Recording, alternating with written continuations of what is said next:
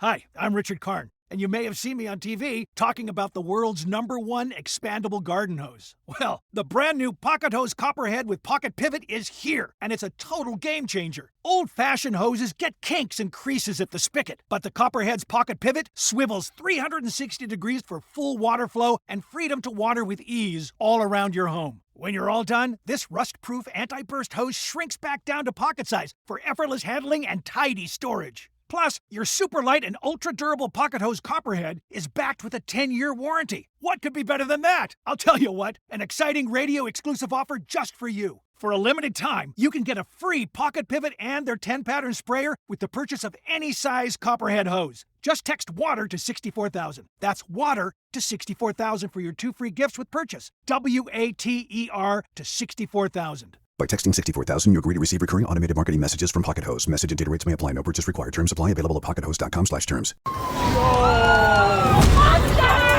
What happened in LA yesterday? It's getting out of control. It's getting to be a significant threat to our officers. You can hate what ICE does. You can protest and throw out all the nasty words you want, but you can't cross that line. That's not free speech. No, that's a crime. If you're not dispersed immediately, you may be arrested and charged with the crime. This is part of a bigger criminal syndicate that ICE is trying to investigate and take down.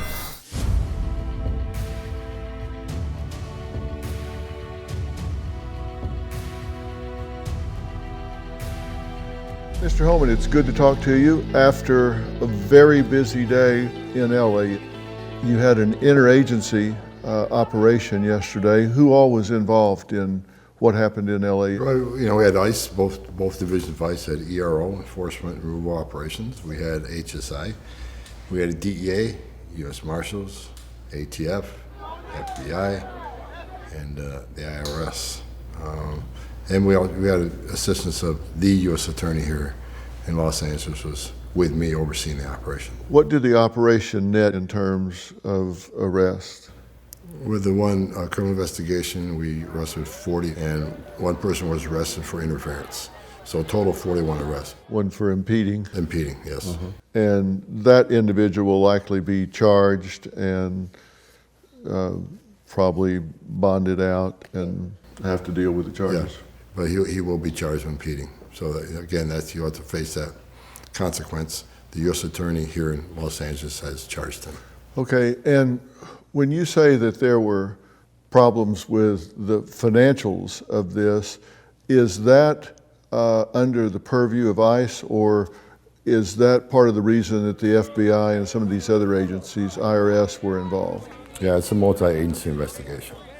When we talked about customs fraud, tax evasion, money laundering, many different agencies are part of the task force, Homeland Security Task Force. So, and plus we have the other agencies also helping us in at-large criminal arrests. And the good thing about that, President Trump came up with this ideal of all the government searching and arresting for illegal aliens in this country who are public safety threats and national security threats. What's good about that, when we find a criminal threat, an illegal alien public safety threat or a national security case, if the DEA is with us and we're an illegal alien with a weapon, they can prosecute, like 922G, illegal alien possession of a weapon, which is a felony. So they can prosecute any gun charges that we find. And you got the ATF can prosecute guns, DEA can prosecute any drugs we find. So having these other law enforcement agencies with us gives us a chance to start a criminal prosecution separate from the overarching investigation. Then we have to get done dealing with that criminal prosecution. Then we can deport them to the United States. So one of the first places that you served a search warrant on, and you had already done some work, the I-9 work, was at a factory. There's a warehouse where they sell a lot of clothing. Yeah, a warehouse. And that's where we arrested over 41. And many of them were hiding, trying not to be arrested by ICE. So it took a while to find them. They're hiding in the rafters, hiding in boxes, but we were able to find them all and take custody of them. And what's important about that is we want to take statements from all these people and make sure, are we going to identify anybody that was in forced labor? Because the garment industry is famous for that. We got to make sure anybody in forced labor, anybody being abused or threatened, not being paid properly. There's a lot of things we look at. Are they a victim of trafficking? Did we find any juveniles? So yesterday, fortunately, we found no kids that were forced into forced labor, But the investigation continues, the interviews are continuing. All right, and then this particular company also had a storefront, and there was a warrant served there as well, correct? Correct. And there was a huge reaction in terms of protesters, and I say huge in terms of the vitriol that was being protested in the streets, particularly outside the retail outlet. Tell us about that. Well, you know, it takes a while to serve a warrant, right? We got a lot of looking for documents, looking for evidence, talking to people that are being arrested. You know, there's a lot goes into a search warrant. It takes several hours. So then while we're executing that search warrant and going through the process we go through, of course, the community here in LA, the non-government organizations, the open border advocates, they're very well coordinated in Los Angeles through social media. So as soon as the word got out that we had an enforcement action at a specific location, more and more protesters started gathering. And it got to the point where the crowd got big by a couple hundred people, and they were trying to impede our efforts, not only to take the arrested illegal aliens and place them in transportation to get them to the office, they also were trying to prevent our officers from leaving the facility. You know, surrounding facilities wouldn't let them leave. And we're seeing this more and more throughout the country. It's well organized, they can protest all they want. They have that right. They got the First Amendment rights. But when you get to the point you're threatening, impeding, and preventing us from doing our job, it's a crime. And we're going to have to be forced to take action. All right, so what are the instructions to the agents if someone is impeding their coming or going from a crime scene, if they're transporting detainees, if somebody's impeding that, if somebody's getting up and putting their hands on a federal officer, what is their instruction if that happens? Well, yesterday, at the beginning of the operation, I spoke to him. I told him what I expected to happen, and the U.S. Attorney also spoke to the same information we give them, like zero tolerance. Zero tolerance. If someone impedes you, you arrest them. If someone puts hands on you, you arrest them. If someone tries to get between you and an alien you're arresting, you're going to prosecute. You're going to arrest them and prosecute them. So the message was clear, and that's the message we're trying to send now. You can protest, and you can hate. Shame on you. But you can hate what ICE does and who ICE is. You can protest and throw out all the nasty words you want, but you can't cross that line. I've been saying this for months. And so now that it's getting to the point, it's getting out of control, it's getting to be a significant threat to our officers. And now you got the doxing, you got the threats against officers and their families. We are going to a zero tolerance position. We will not let anybody break the law, impede us, interfere with us, put hands on us. You will be arrested. That's exactly the message going forward to all agents. This warehouse and retail outlet that you served warrants on, the belief is, and the evidence suggests, that this is a cartel-related business here in the United States, that this money, the $80 million that they are suspected of undervaluing, the double-digit millions in tariffs that they are suspected and will be charged with violations on, income tax evasion. You believe that all of that is benefiting an illegal cartel, a cartel in Mexico or Colombia. Do you know which cartel?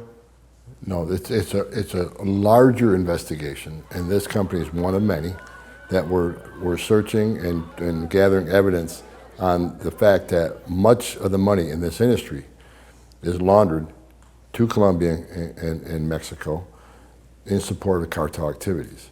We also got tax evasion, and we also got customs fraud. And ICE, big part of ICE responsibilities are customs laws, customs enforcement. So this is one business out of many we're looking at. So it's a part of a bigger investigation. And as we gather more evidence, then we'll decide what we want to criminally prosecute, specifically for. Now, in front of the media, including Merit TV, were there, and a flatbed truck pulls up in front of this retail organization where a warrant was being served. There are megaphones, and they're broadcasting out as loud as possible, relentlessly, and they're coaching those that are arrested or might be arrested, telling them what to do, what to not do, et cetera, et cetera. And that's all legal. You have no problem with that, right? I have no problem with it. If they want to shout, here's your Constitution, they're going to be read the rights anyways, but if they want to shout their rights and to not speak and get a lawyer, I'm perfectly fine with that. I mean, they have that right.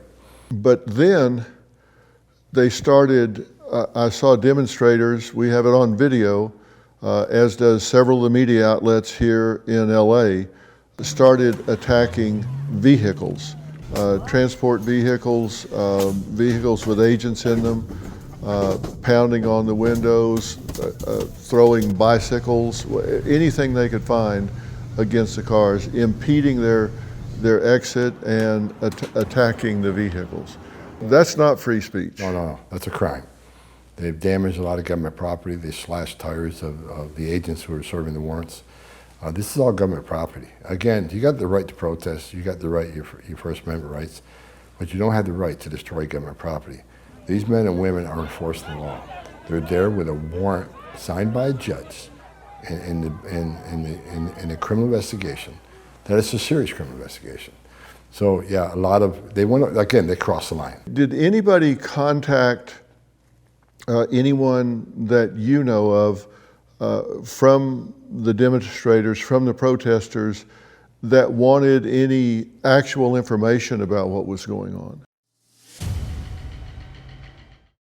Despite some post-election optimism, Wall Street is already bracing for a rough rest of 2025. When Warren Buffett starts dumping blue chip stocks and stacking up cash, you've got to ask yourself, what does he see coming? I trust Preserve Gold to safeguard my accounts, and I urge you to do the same. They're the only precious metals company I recommend. When uncertainty is this high, smart people look for stability. That's why physical gold and silver might just be what your finances need. Text Dr. Phil to 50505 to get your free precious metals guide from Preserve Gold. With gold prices recently breaking records and analysts predicting this trend to continue through 2025, you cannot afford to wait. As a bonus, you can get up to $15,000 with a qualified purchase from Preserve Gold. So don't wait. Text Dr. Phil, that's DRPHIL, to 50505 today. Did anybody contact anyone that you know of from the demonstrators, from the protesters, that wanted any actual information about what was going on? No, they don't want the truth. They don't want to know. They do not want immigration laws enforced. It's a sanctuary city, and the representatives of these NGOs and these open borders groups yesterday, you look at all their statements, not one mention of criminals, not one mention of forced labor, not one mention of tax evasion or customs fraud or money laundering or cartel support. It's all about they don't want immigration laws enforced against anybody. And I really think if they understood and asked those questions, or understood why exactly we're there and doing what we're doing, I think you have less people out there protesting. Well, okay, this isn't just immigration enforcement. This is a part of a bigger criminal syndicate that ICE is trying to investigate and take down. But those questions aren't asked. It's all about immigration enforcement. They don't want to know the facts, because the facts is going to decrease the support they have in these demonstrations and these riots. Last night, after more and more of these NGOs and open border advocates started yelling and screaming and doing demonstrations, now we got hundreds of people at the federal building, breaching a federal building. We had people we arrested in custody in that federal building. We got officers, we got non-enforcement officers there, and personnel that were in extreme danger, and it was just it really got out of hand, and it's just going to continue. This is what we're dealing with as we're driving here today. New York City, hundreds of protesters at the Federal Plaza. Luckily NYPD is responding, helping our officers, but this is going across. This is a message coming from the open border advocates. Take it on, fight ICE. We see it every day. You've seen the post. ICE are Nazis. ICE are racist. So these Soros-funded groups, these open border advocates, are well positioned, and through social media, they can get a lot of people out there to protest what we do, and we don't mind the protest. I'm going to say it again: we don't mind the protest. You got a right to protest, but they're putting our officers in danger. And last night, not only put our officers in danger, they put our detainees, people we arrested yesterday, they were put in danger, and other employees of that facility were put in danger. If someone had called you from one of these organizations, and there was a spokesperson that was on the microphone yesterday that I watched on a local outlet here for quite some time, and he was saying, this is terrible abuse from the federal government, this is terrible abuse from ICE, this is genocide. There weren't enough adjectives and superlatives for him to use describing how bad what was going on was in his eyes. And he apparently is on top of an organization that has 60 or 80 advocacy organizations under this umbrella, and he was telling them, look, if you're not a member, then you're not helping. You need to join, because we need to get organized, and we need to push back against ICE. We need to stop them from doing what they're doing, and we need to get these people released that were arrested. That these are just people trying to make a living, and they were just arrested just out of the blue, no warning, and basically saying there was no justification whatsoever for this operation. If that person had contacted you, contacted the federal building and said, I would like to sit down with Tom Homan and find out what's going on in the community so I can share this with the community, would you talk to them? Would you have talked to them? Well, in a heartbeat. I mean, I spend almost every day talking to the media in groups. As you know, there's networks out there that are not supportive of this administration, not supportive of the work of ICE, and I've never said no to anybody. I mean, I've taken some pretty harsh interviews with non-friendly networks that want to spend the entire 20-minute interview attacking ICE. I've never said no to an interview with anybody, any NGOs, any groups, any network. I speak to everybody because I'll just simply lay out the facts. At the end of that, you may not agree with it. You may say, well, I still don't support it, but I think it's important to get the facts out, and I'll talk to anybody. And even, I work at the White House, and the White House press corps knows that. The White House press knows if there's a difficult interview, we'll give it to Homan. I'm not afraid to talk to anybody because the facts are the facts. And again, at the end of it, they may say, well, we don't care. We don't support your mission, but it's important to get the facts out. I think the more and more the facts get out, the more and more people realize this isn't a racial attack. This isn't racism. This isn't a bunch of Nazis running around the streets of our major cities. These men and women are out enforcing the law. We talked about it yesterday. Congress created these laws and enacted them. And yesterday we were serving warrants signed by a judiciary judge who looked at all the evidence presented to him, which you got to show significant probable cause to get a search warrant to go into somebody's residence or somebody's business to look for evidence. A judge looked at all the facts, says, yes, you got the facts, here's your search warrant, and we're executing those search warrants, looking for evidence for a criminal violation. That's that's a message we keep sending out over and over again, but these advocates, many of these advocates, they don't want to know the facts. This is about taking on the Trump administration, about taking on the men and women at ICE, and the rhetoric, as you know, is increasing every day. So we're out there again today, looking for public safety threats, people who have final orders of removal issued by a judge, and I'm sure you're going to see some more protests today. But I want to make it clear, they can protest all they want. We're not going to stop doing this job.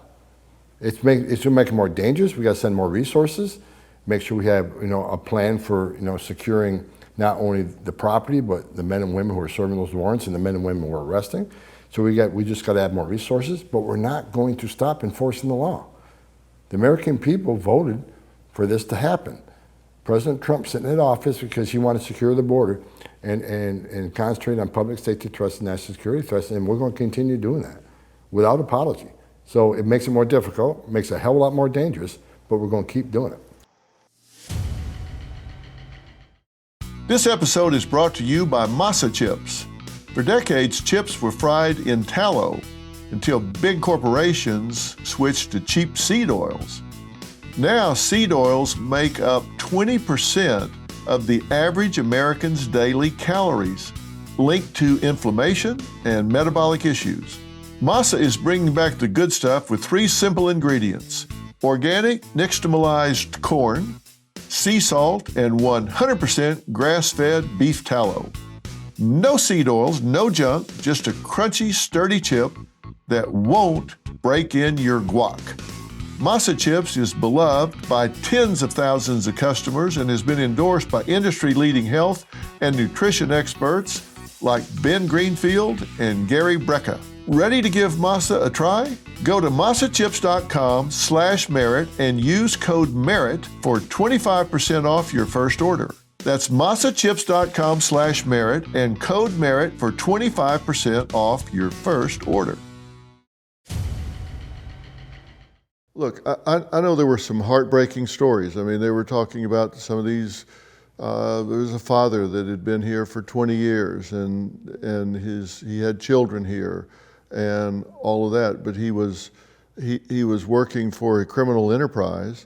Don't know if he was involved in the criminal part of it or not, and not saying that he is. But when he's working for a criminal enterprise that's tied to a cartel, I didn't hear any of them standing up and saying, look, they've served a search warrant on this company, this warehouse over here, because they're suspected of serious financial crimes. I mean, when you were talking about it, and I was looking at the documents on it, we're talking about over $100 million of this one company. When you add in the tariffs and the undervaluation and the IRS charges and stuff, it looks to me like it gets up around and over $100 million. That's just what they know or suspect, at least. And none of them said that. When they didn't say, okay, you're all wondering what happened. Let me tell you what happened. You may not like it, you may not agree with it, but here's what happened. A federal judge signed a warrant pursuant to reviewing extensive information and said this is a criminal enterprise, appears to be tied to cartels, and so there are IRS issues here. There's DEA is interested in this, ATF is interested in this, ICE investigated the company and found out there are dozens of illegal immigrants working there. So none of these people that were standing up informing the community were giving them any of the facts or any of the information. Absolutely not. They were just fomenting the crowd. In addition to everything you said, what we also find in these things, which was very important, is many times we do these operations, we'll find victims of trafficking. We'll find people who are working for nothing because they're paying off smuggling fees. You know, we've done operations where these aliens are working for pennies on a dollar, working incredible hours, being forced to live in these facilities against their will, not free to leave, and they're threatened. If you leave, or if you try to leave, if you try to report us for violating labor laws and treating you the way you're doing, we'll call ICE on you. So a lot of these people are, when we go to some of these work sites, now this yesterday work site is still doing some investigative interviews and looking at, but many of these work sites, not talking about yesterday, we haven't drilled down the facts yet, but we'll find victims of trafficking. We save them. We talked yesterday about, we ran an operation when I was running the office in Dallas that we're hitting all these massage parlors. Many of these young women were locked inside these facilities at night. All their identifications and passports were locked in a safe. They have no access to them. They're forced into prostitution to pay off smuggling fees for years.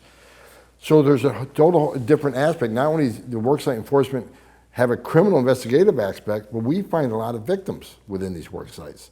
We actually save a lot of people. As I said the other day, some of these factories we go into, we find children. They're not going to school. They're being forced into labor to pay off smuggling fees. And many of these people just can't leave, because if they leave, the cartels threaten their families back in their country. They threaten to call ICE. They'll physically assault them. I've been doing this a long time. And that's what upset me over the last administration, the Biden administration, because they stopped all worksite enforcement. And I said from day one, this is ridiculous, because many victims of trafficking are found and rescued at work sites. So on top of all the criminal stuff we're talking about, there's that aspect too, that people need to understand. Do they not understand it, or are they just not wanting to share that with the crowd?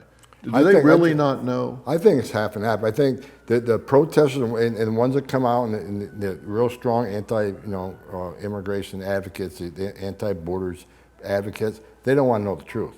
But I think the American people, and that's why, thank God, we're talking today, and I'll talk to anybody about this. We need to educate the American people who watch these protests and listen to the hate they spew about ICE being racist and Nazis, and they'll pick the most sensitive case out there about a father or something, and that's what it's all about. So that's why it's important, the work you and I are doing right now, to get the truth out there, so the people are just sitting back watching this, just hearing from the advocates. They need to hear from us too, on why we do what we do. It's important. Karen Bass, mayor of LA, spoke yesterday and was very sympathetic to the community here, the garment district, the community at large, and was saying, hey, we had no idea, we weren't informed, we weren't told this was happening. They just came in here and did all of this, didn't give us a heads up, didn't tell us what's going on, and that creates anxiety and chaos in the city. When you raid Home Depot and workplaces, when you tear parents and children apart, and when you run armored caravans through our streets, you cause fear and you cause panic. And deploying federalized troops is a dangerous escalation, but we need to be real about this. This is about another agenda. It's not about public safety. There's clearly no plan, and there is clearly no policy. Los Angeles is a city of immigrants where 50% of the population is Latino. A percentage of the populations are from Asian countries and from all over the world. And we embrace all Angelenos. It doesn't matter where you came from or when you got here. But the most important thing right now is that our city be peaceful. And so protests and expressing your, fears, your beliefs is appropriate to do, but it is just not appropriate for there to be violence. And I don't want people to fall into the chaos that I believe is being created by the administration completely unnecessarily. Are you in a position to inform a mayor of a federal operation like this, particularly when you have a sanctuary city that has declared that they're not going to help or support ICE? Do you put agents' lives in danger if you come in and inform the mayor of what you're getting ready to do? Absolutely. These surprise operations is about officer safety, it's about community safety. Especially, as you said, in sanctuary cities, the word gets out, they're waiting for us. A lot of people are looking for are bad people. The element of surprise keeps the officer safe. It keeps the ambulance safe. Because we know that if the word gets out, the worst of the worst is going to be waiting for us. And many of them will continue to hide or run, but some won't. Some are going to be laying in wait, and terrible things will happen. We talked about this yesterday when we were driving around looking at the operations. I'm telling you right now, it's a matter of time before one of our law enforcement officers take a life, or these radicals kill an officer. It's coming. It scares the hell out of me. But as this rhetoric continues, and not only from Open Borders advocates, members of Congress, Hakeem Jeffries, who says he's going to dox every ICE agent out of here. You've spoken about what you term as overly aggressive tactics by ICE agents here. Are you concerned, though, that possibly demasking some of these agents puts their safety or their family's safety in jeopardy? And why not? Seems to me that the officials at the Department of Homeland Security, including ICE, should be held to the same standards as every other part of law enforcement in terms of transparency. You know, how dare we wear masks? Wear a mask to protect their identities, their family identities, because they're being doxxed and they're being threatened, their families are being threatened, so they're trying to give themselves some sort of protection. And you got a member of Congress that says he's going to identify every ICE agent out there as wearing a mask. We got agents being threatened, families being threatened. You and I talked about it yesterday. I had over 1,000 protesters in my home. Again, as a border czar, I can deal with that. But the men and women out there doing these dangerous jobs, their families are scared. They're concerned about their safety and their families. It's already a dangerous job. So as this rhetoric continues to increase, and the attacks on ICE continuing to increase, when they hear it from some judges, members of Congress, then people in the public, okay, it's okay to attack ICE. I got a member of Congress talking about it, I got a judge saying something about it, so they feel supported in the continued attacks of ICE. My biggest fear, and last night when I went to bed last night, I actually prayed that the officers last night who were stuck in that building and being threatened by hundreds of people would get home safe. I also prayed that illegal aliens that are in their custody would remain safe. This doesn't have to be inhumane, and we're trying not to be inhumane. You saw yesterday how the people that were in custody at the processing center were treated. They were treated with dignity. Even I sat next to a young man that was crying, trying to figure out, what was going on with him, and tried to settle him down, saying, you're in a safe place. We were in this processing area, and these individuals being processed are sitting on benches there, and there was a young man, and I saw him over there, and he was kind of shaking and crying, and you walked around long areas, went over benches and everything, and got up to him and introduced yourself and sat down next to him. What country is he from? From Guatemala. And I watched you talking to him, and it looked like a father talking to their son. I mean, you had your arm around his shoulders. What were you saying to him?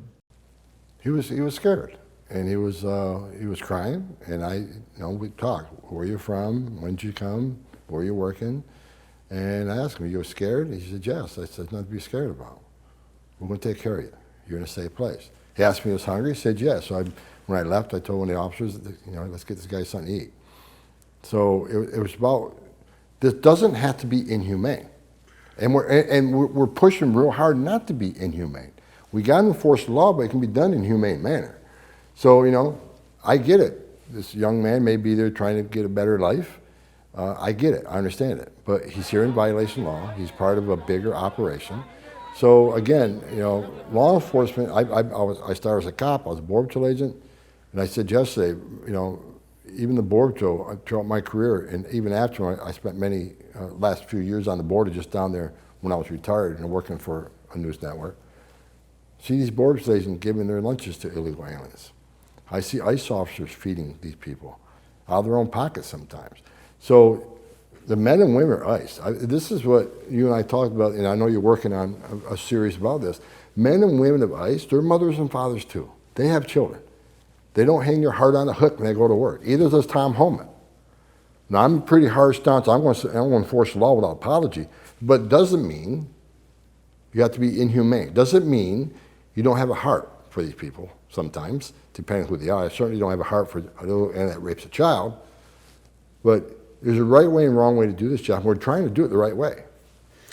Well, he seemed to be afraid, as some of them were, that once they were in custody, they were going to be abused. And I think that's rhetoric that's being spewed out there. If they get a hold of you, boy, they're going to treat you horribly. They're going to send you to an ICE facility that's the most terrible place in the world. They're going to send you to a concentration camp. And as you and I talked about, the ICE standards, detention standards, are the highest in the industry. I'll put an ICE detention standard up against any other federal detention facility, any state prison, any county jail. And I stand by that. I'll put our detention standards and our facilities up against anybody. So I was simply trying to calm the young man down and let him know things are going to be all right. Now, those people that we saw being processed when when I was in there looking, they were being treated absolutely with dignity and respect. Nobody was being harsh with them at all. It was really them that determined to a great extent how they were treated. If they were cooperative and conducted themselves in a reasonable fashion. I saw everybody involved bending over backwards to take care of them and make sure they had what they needed. And with someone like this, I also saw men and women being put onto a shuttle, and it had a divider down the middle where there were men on one side and women on the other side. What is the reason? We don't want women sitting next to unrelated male adults. Same thing with children. You know, when we have a child through a smuggling operation, we find children, unaccompanied children. We hold them in a different facility, far away from any unrelated adults. It's about safety of the alien. And you have a unit where families go. If a family is detained, you keep that family intact and send them to a particular location where they stay together. They go to a family residential center. A family residential center is a facility built for families. These facilities have child psychologists, they have family counseling, they have attorney access. They even have education programs.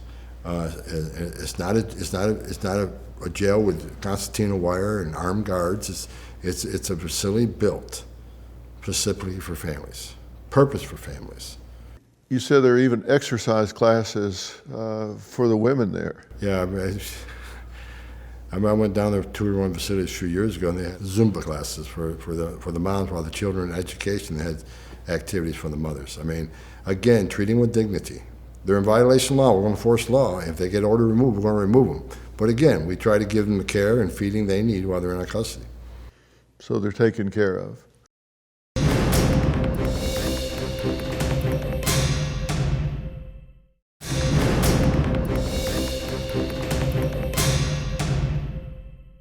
What our crew were reporting on the street is a lot of fear mongering. Like, if these ICE monsters get their hands on you, you're immediately going into some hellish dungeon type situation.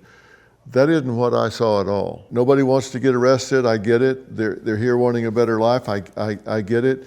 But deal with the facts, because if they get arrested and detained, nobody is abusive, nobody is harsh with them. This isn't like some prison with abusive guards. That is not at all what I saw. These men and women were treated in a polite fashion. They were, when I say dignity and respect, they were spoken to in a civil way. They were asked questions. They got answers to their questions. And you say at some point, if they get an order to remove, they will be flown back to, like, Guatemala, for example, at government expense. And when they land, they're given $1,000 to help them get on their feet back in their home country, correct? Right. We're really pushing the CBP Home app to have illegal aliens who want to leave and should leave work with us. That gives you a chance to get your affairs in order, make arrangements, get you on planes, send you home, give you some money. And what we're trying to educate them is if we have to go through the whole process of going through court proceedings, get order removal, have to find you and enforce that order removal, then you are automatically given statutory bars of reentry. So you can't come back for a guest visa or a worker's visa or a tourist visa, or and a lot of these people will have a U.S. citizen child that will turn 21 and can petition for a family member in the future. So we're saying go on your own, work with ICE, let's get your arrangements in order, and go home. We'll help you give some cash when you get there, and leave yourself the opportunity to come back under a different legal program, whether it's a visitor visa, a tourist visa, a work visa, or something, apply for a green card, whatever. But we have to be forced to go through the enforcement procedure. You have a statutory bar anywhere from 5 years to 20 years, sometimes forever, or ever coming back, having the opportunity to come back. That's why we're trying to push. It's the most humane way to do it. Work with us and let's do it. If somebody yesterday was treated unfairly, would it be the ICE agents or the people that were being detained? Who was treated unfairly yesterday? It's men and women law enforcement. The ICE agents, the FBI agents, the U.S. Marshals, they're already in harm's way of enforcing the law. That's why they carry a badge and a gun. That's why they wear a Kevlar vest. You saw them all yesterday. With all the gear they need to enforce the law and protect themselves. But on top of all that, what happened yesterday puts them in extreme danger. So I know for a fact last night at one point, the protesters vastly outnumbered the men and women inside that building. It causes chaos, it causes a very dangerous situation, not just for the agents, but for the people outside and the people they have in custody. So it worries me that this rhetoric will continue to escalate. It's going to turn out not good for somebody. Well, one of our cameramen that was down there last night listening to those that were in the crowd, he said it was interesting that there was a mix in the crowd outside the federal building when everything moved over to the detention center area where they breached the building at the parking entrance for a time, that it was described as like a party out there, that there were a lot of people that they didn't seem to really get the gravity of what was going on, that they were just drinking and partying and playing music and laughing and just out on the street like this is a great excuse to get out on the street and have a good time. And then there were people that were there organizing other people, and they were overheard say, "You think this is something today? We had no time to organize because we were surprised. Wait till tomorrow, because tomorrow we're going to really be organized. We're going to really put on a united front. We're going to really push back, and these people are going to be released." Well, that's not going to happen. Well, that's not going to happen, is it? No. But they're saying that with 24 hours or more a day to organize, that they're going to really get aggressive and come prepared today. Well, we'll be prepared to. We're going to enforce the law without apology, and we're not going to be bullying, not for enforcing the law. When I talked about over 1,000 protesters at my house, I was contacted saying, if you release these people, there'll be no protests. Did they get released? No, they had their protests. We're going to enforce the law. So if they want to continue increasing the rhetoric, we're going to continue increasing our response. So we're aware of the threats for today, and we're well prepared for that. Again, protest all you want, you have that right. If you cross the line, there's zero tolerance, zero. I want to make a message clear for all the future protesters: have fun with your protests. When you cross that line, you'll be held accountable. You will be criminally prosecuted. I work with the highest levels of DOJ. Every week we're in meetings. God, the highest levels of DOJ are promising prosecutions across the board on anybody that violates law. If you impede us, if you put hands on them, if you knowingly harbor or conceal an illegal alien, you're going to be prosecuted. You cross the line, there's zero tolerance. And I just want to get that message out there. So if you want to come protest. But when you breach a building and you prevent ICE from doing their job, like yesterday, you try to stop a transport van from leaving where the operation occurred, that we have prisoners in that van, and you're going to try to stop us from doing that, you are going to be arrested. Because they were slashing tires on government You'll be vehicles. arrested for damaging government property. Okay, what is it? Let me ask you, and because I haven't had anybody tell me this straight up. The advocates and those that are anti-ICE, which... We're the advocates when 500,000 children were smuggled in this country. We're the advocates when the last administration lost track of 300,000 children? Where are the advocates with a significant increase in sex trafficking of women and children under the last administration because of the open borders? Where are the advocates for 250,000 Americans dying from fentanyl because of the open border? Where are the advocates then?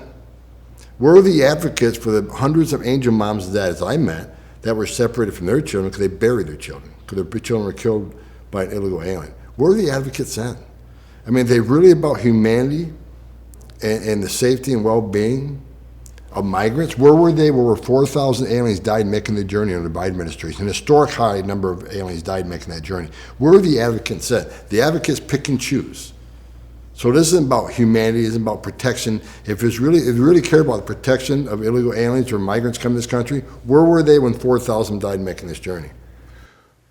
Well, I would add to that, where are the advocates for those that are being enslaved in the United States right now because of the exploitation of the cartels holding their families under scrutiny and threatening them, intimidating them with torture or death if they don't do their criminal activity here in the United States? Where are they advocating for them to be found, rescued, and gotten out from under the thumb of the cartel? Where are they for that? Nowhere to be found.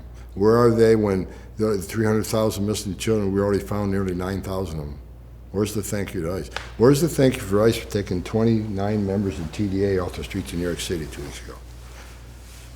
Where's the thanks for ICE for all the public safety threats they've taken off the streets? In Massachusetts, over a dozen illegal aliens who raped children. The men and women at ICE are doing a fantastic job. And as you and I discussed many times, immigration enforcement has always been controversial, it's always been emotional, I get it.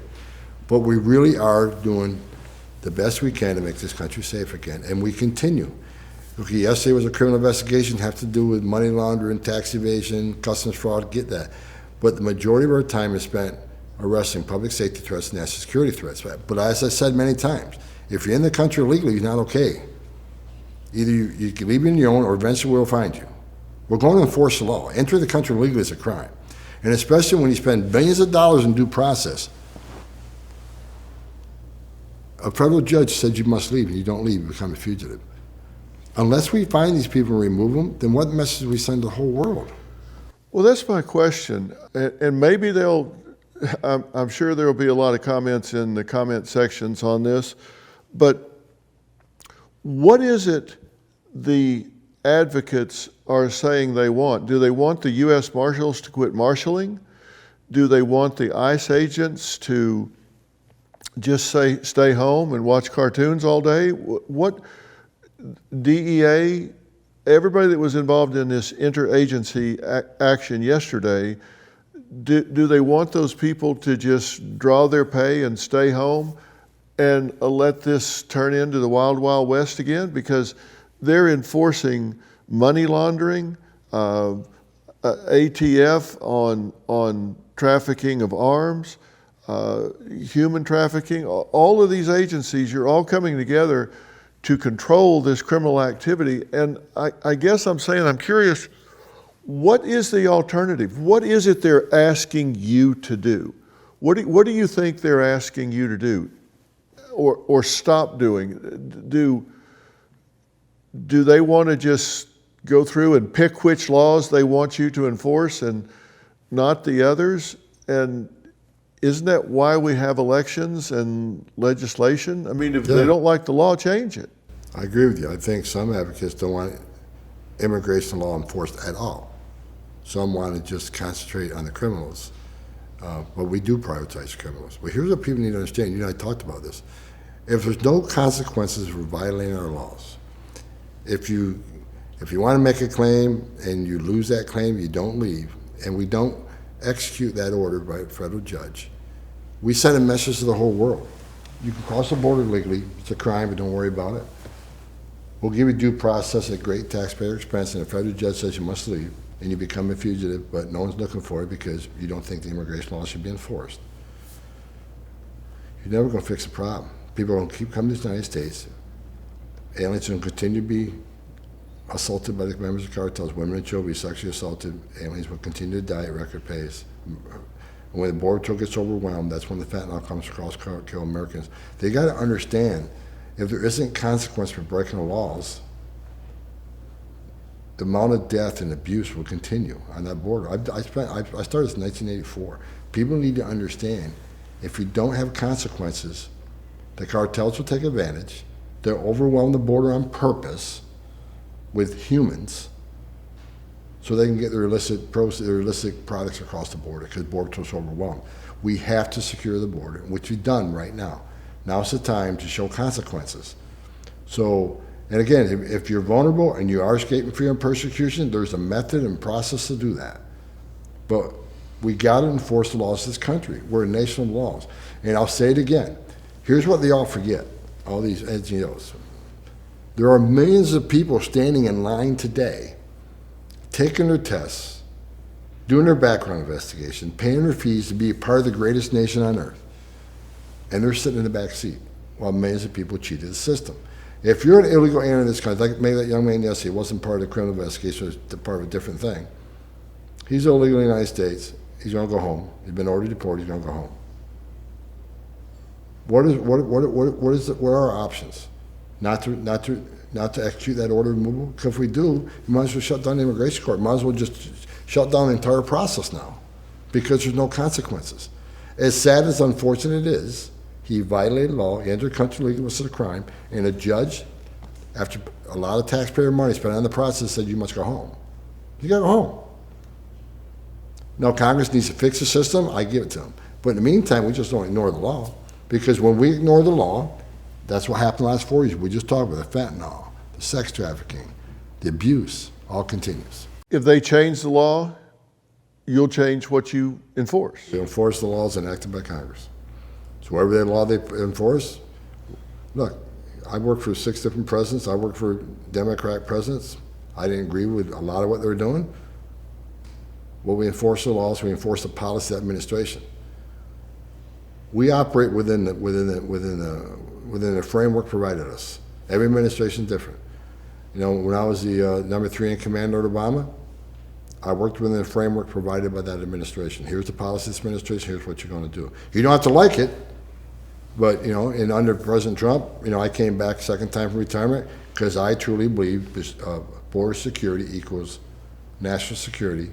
A secure border saves lives. Based on what I've done for over 40 years, I guarantee you a secure border saves lives.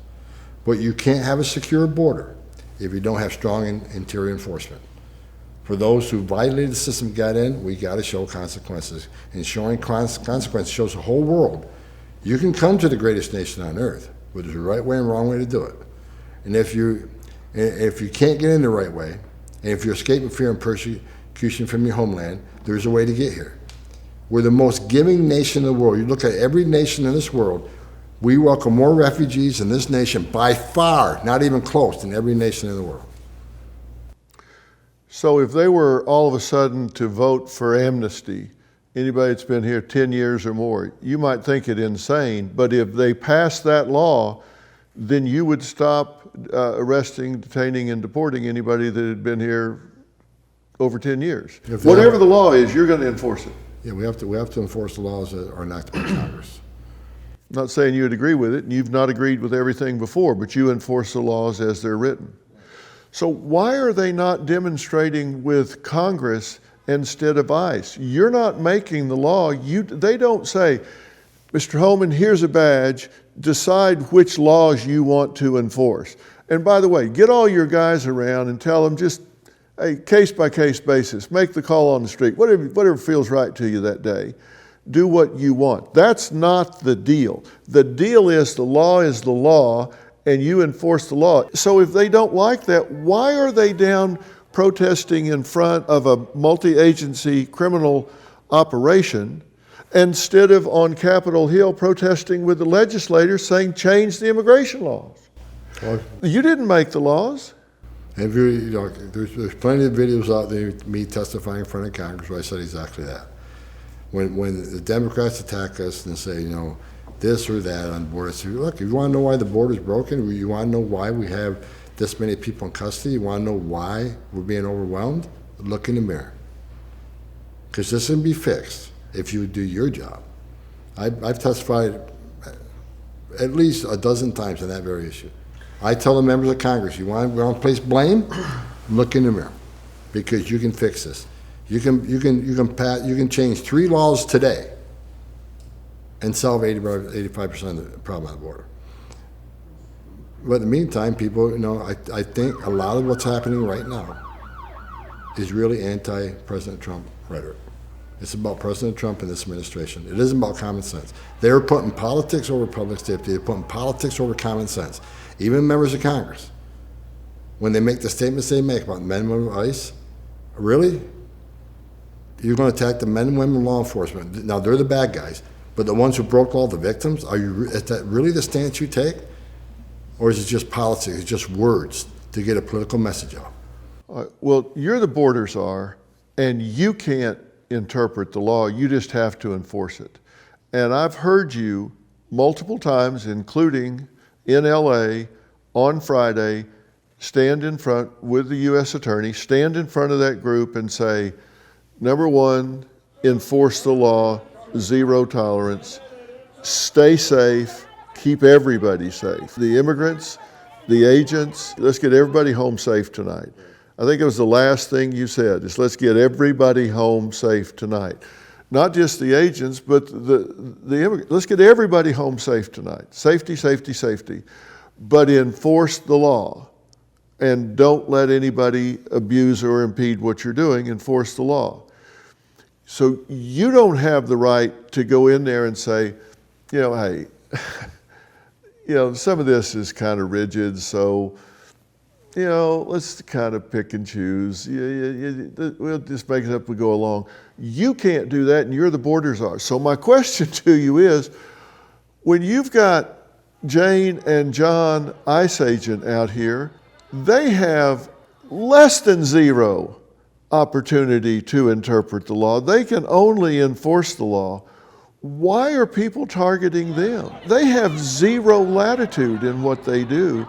If they don't enforce the law, they're in violation of oath that they've taken, just as you did to support and enforce the Constitution of the United States. You took an oath when you took office. These people that wear these badges and carry these guns, they have 0 right to interpret the law. Why are people on them? Why are people hating on them and spitting on them, yelling at them, giving them hell? They have 0 latitude here.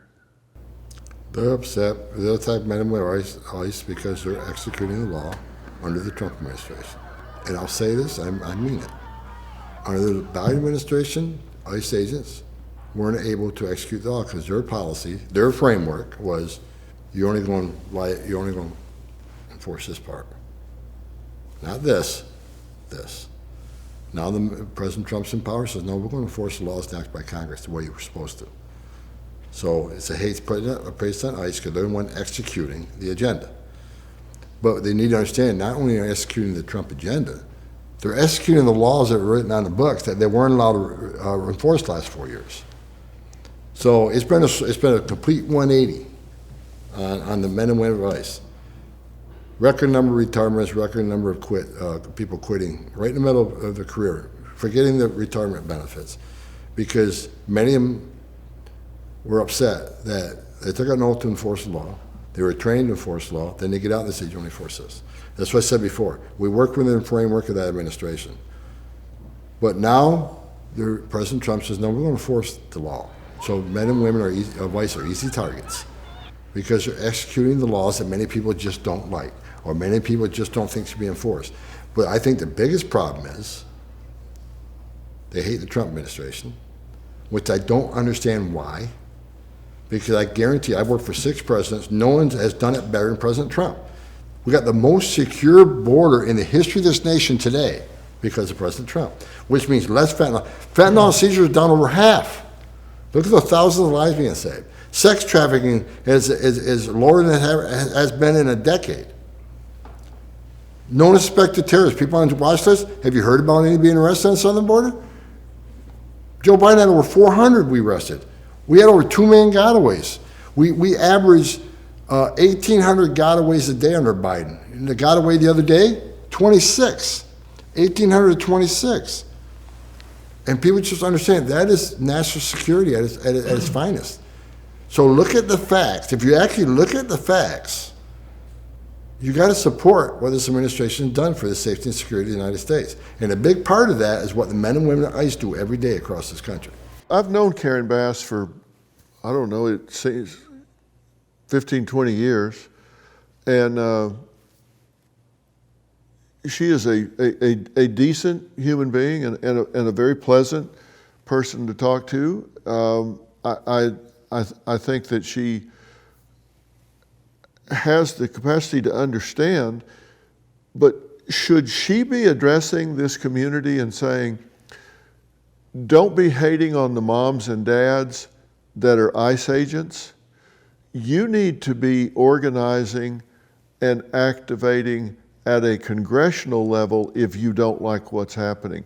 Would she serve the community better with that message than saying, well, they're just coming in creating chaos? I think it's terrible. Of course she would. I mean, she's the mayor of the city. And I would think her number one responsibility as the mayor in Los Angeles is the safety and security of her communities. We're taking bad people off the street. Why don't you support that? Well, she spent a lot of time in Congress. She was head of the Black Caucus. She was member of Congress for I don't know how many years, but a good while. So she knows how that system works. She knows if you don't like the law, you need to and can change it. If she was giving that message today, saying, okay, everybody calm down. These men and women over here, these are moms and dads. This just happens to be their job. They're enforcing the law. And if you get mugged, you don't want a police officer saying, yeah, we're not really that big on mugging, so we're not going to enforce that. We're not going to protect you. We're not going to try to find that criminal and take them off the street. People would be outraged. Look, again, it's politics over common sense. They do not want to give Trump administration a win.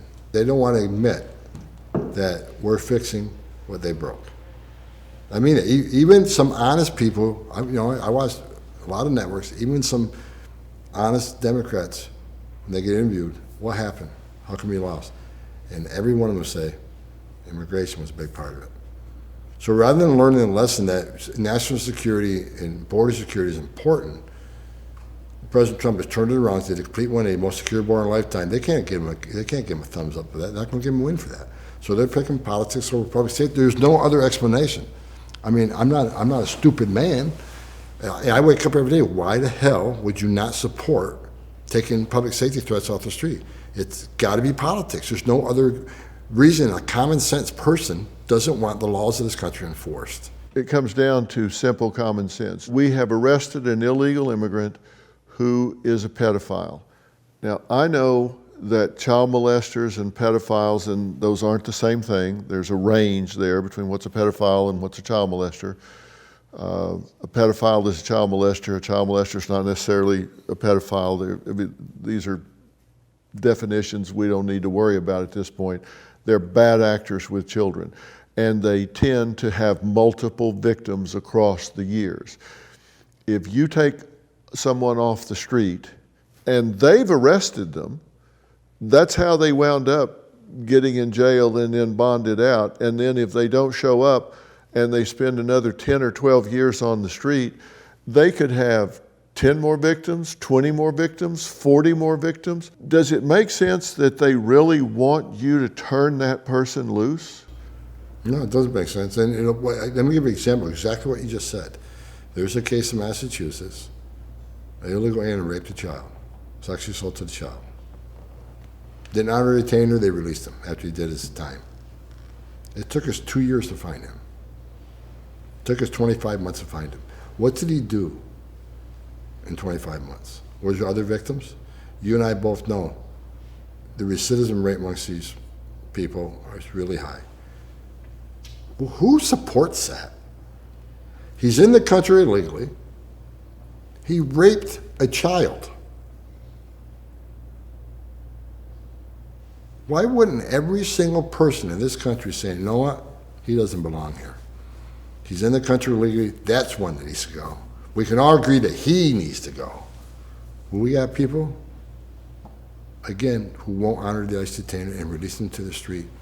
Is it principle? Is it politics? I can't figure it out. But again, we're taking it on. That's why we have sent additional resources then to flood the zone to address some serious criminal violations, criminal investigations.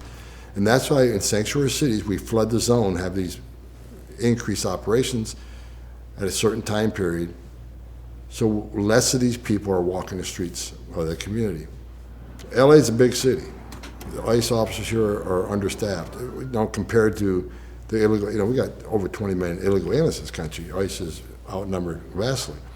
And I think that's a genius idea of the president to bring all of federal law enforcement in this to look at these public safety threats, national security threats. But people want to know why was there a huge operation? We flooded the zone yesterday because we're outnumbered, and we sent a lot of officers for officer safety reasons and try to arrest the bad guys as quick as possible and do the operation as quick as possible. The more resources you have doing it, the more efficient that process is.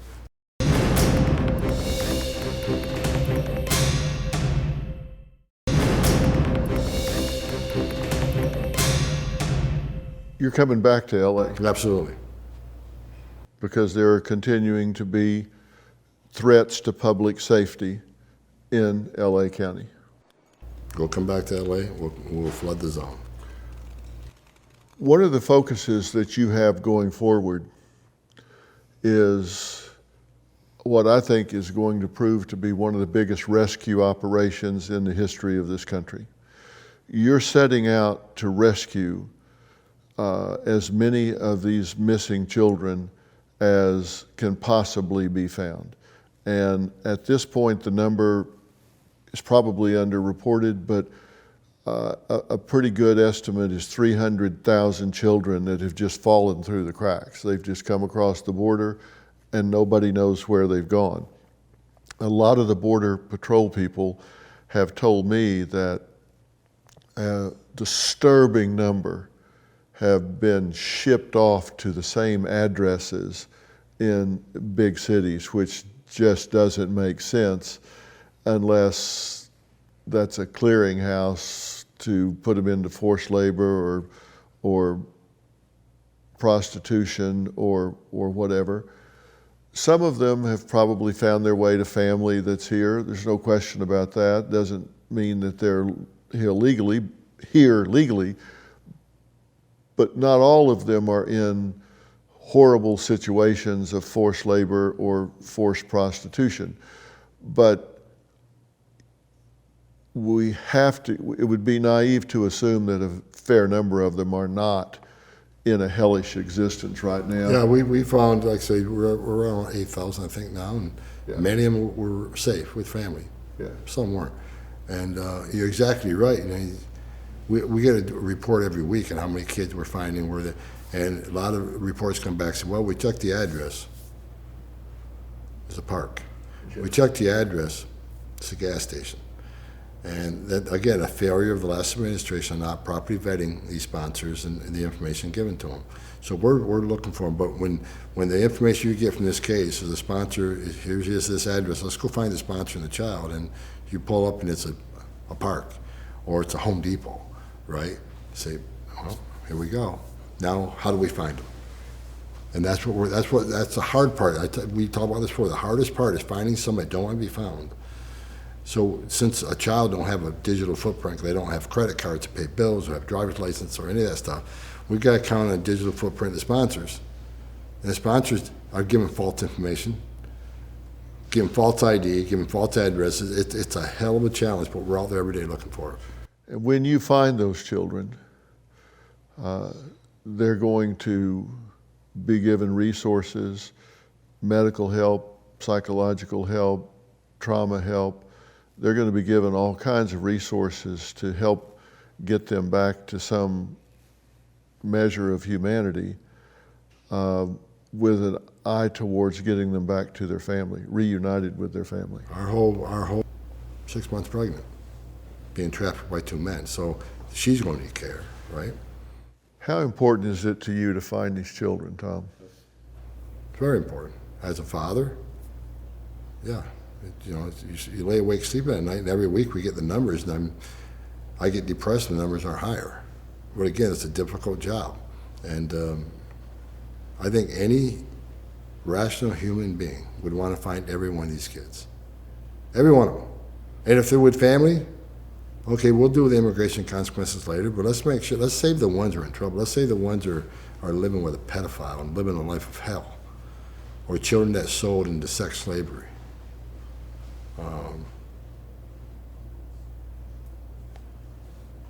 Very important to me. This is, as a father, as a human being, as a law enforcement officer who's seen terrible things in my career, I love kids. So yeah, it's important we find every single one of them.